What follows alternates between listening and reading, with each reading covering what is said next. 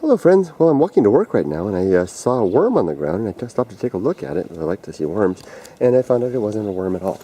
In fact, it's a snake. Hello little fella. Come here. Come here. Come here. Whoa. Come here. Come here.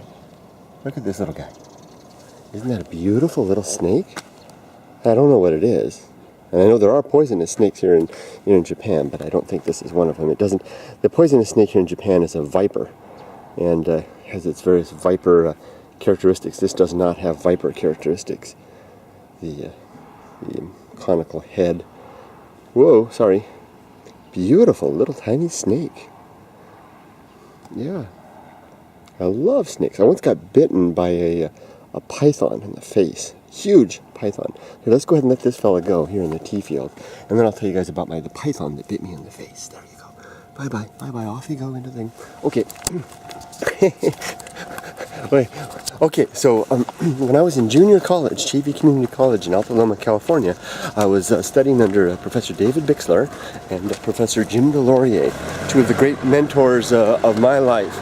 And Professor Delorier was Professor Bixler was they were both general biologists, but Professor Bixler was the guy in charge of entomology, bugs. He taught me everything, all the basics that I had to know about insects and spiders. And Professor Delorier was a herpetologist, taught all about reptiles and amphibians. And while I was studying under Professor Delorier, I hooked up with a program he had of bringing reptiles and amphibians to elementary schools. It was just kind of a volunteer type of thing, where a team of us, two of us, we had a big laboratory there full of all kinds of every kind of creature you could imagine. It was a little zoo, and but all reptiles and amphibians, mind you, and fish.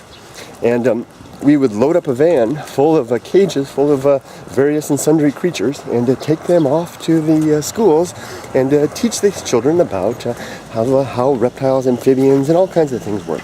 Now, one of the things we had to be very careful about was to separate the reptiles from the amphibians and other animals that we had.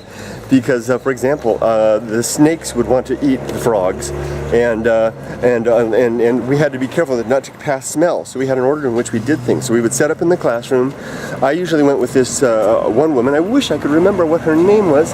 She was such a wonderful, sweet woman, and she and I would go together, and she was in charge of the amphibians. She had the big frogs and the salamanders and all those things, and I was in charge of the reptiles, including an absolutely enormous python. This thing was incredible. I mean, it was the kind of thing that would wrap all around your whole body. Amazing.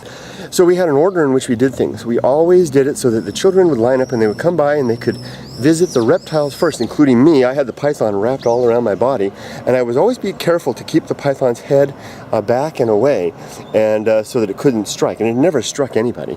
But our concern was if the kids went the other way, if they saw the amphibians first and touched a frog, and then came over and then visited the reptiles, then that could. The smell of the amphibians could cause the python to strike. So we went reptiles first and then the amphibians. So they would come by and they would visit me and all the animals, and then they would come and touch this giant python, which was coiled around my entire body with its head. I always kept its head back here. I'll let them touch the anterior end of the long thing. And I don't know what happened this day. Well, nothing happened with the kids. Nothing happened. It was all in the proper order. They would come and they would visit me, and then they'd go over to the amphibians and see we had this giant frog we called Jabba. It was immense, this African toad.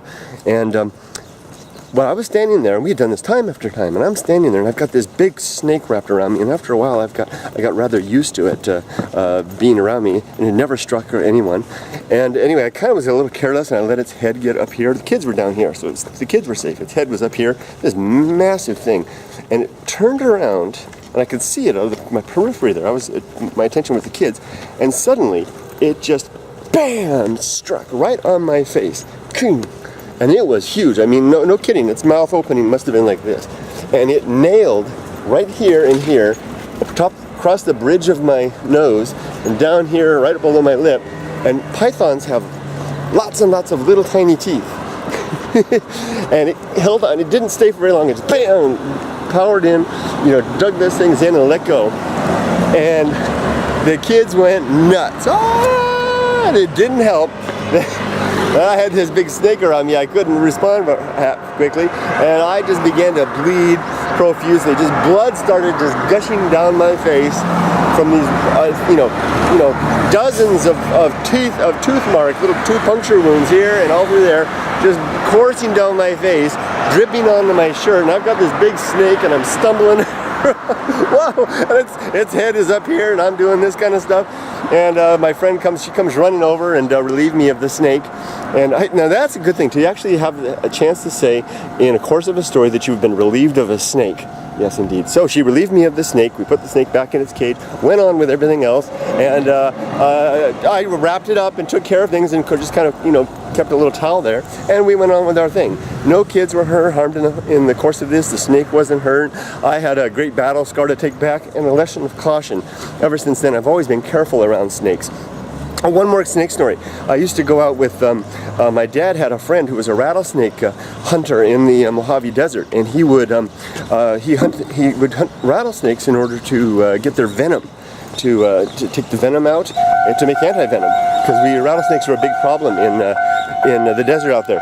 So we would go out with him and hunt sometimes. He invited us out. This guy had this method. He would see a snake that would go, we would drive along the road out there in the Mojave Desert. Sorry for the alarm bell. And he would see a snake, pull over, and sometimes the snake would slither off the road because the snakes would lay on the road to warm in the heat. And it was into a bush, and he would just walk right up to the bush and just reach right inside and pull the snake out every time.